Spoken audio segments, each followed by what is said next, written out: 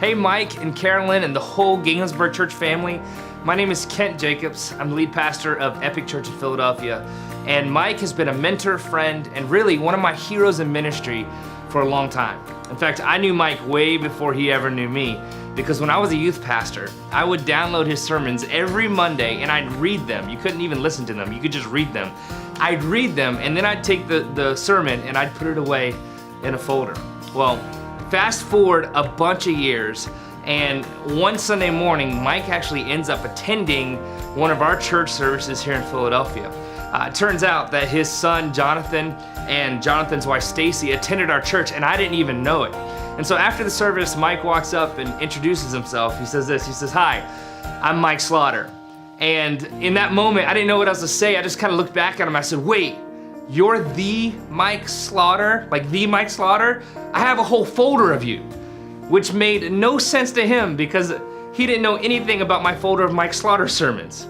At any rate, I had the privilege of going from just knowing Mike from some sermons in a folder to getting to know him up close over the last few years.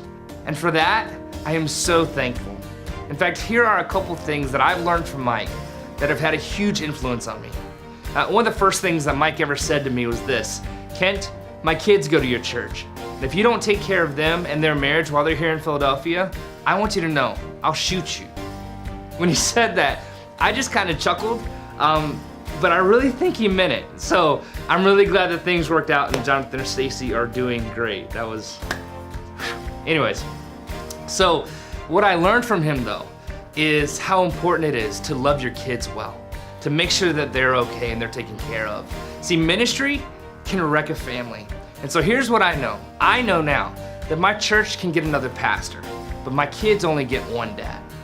And so I take that really seriously. Another thing that I learned from Mike is how to love Jesus well. The value that he places on his time alone with God every single morning, I believe, is the secret sauce to his success and the secret sauce to his longevity. It really is. Mike, you are a gift, not just to Ginghamsburg Church, but you and Carolyn have been a gift to the Big C Church. Thank you for leading the way and taking the hits for so many of us in my generation. Thank you for keeping Jesus first, loving your family well. I can't wait to see all God has planned for you guys next.